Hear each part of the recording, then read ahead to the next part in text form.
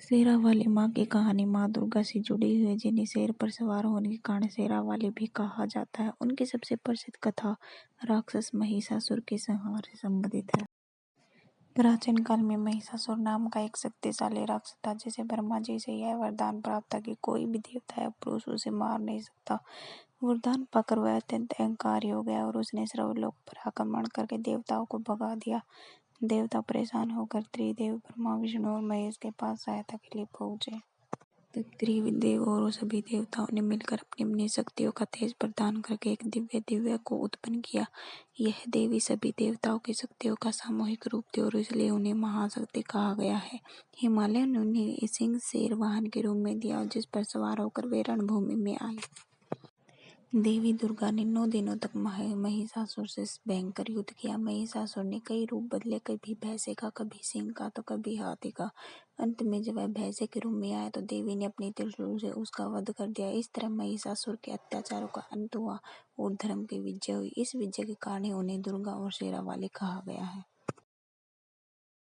एक अन्य कथा के अनुसार जब देवी पार्वती तपस्या कर रही थी, तब एक भूखा शेर उनके पास कई दिनों तक बैठा रहा। तपस्या पूरी होने तक पार्वती ने देखा कि शेर ने इतने समय तक भूखे रहकर भी उनकी तपस्या में कोई बाधा नहीं डाली।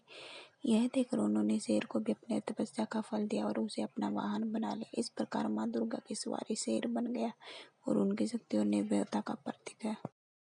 शेरावाली माँ की एक प्रचलित कथा वैष्णो देवी से जुड़ी है, जिसमें वे माता वैष्णवी के रूप में प्रकट हुई।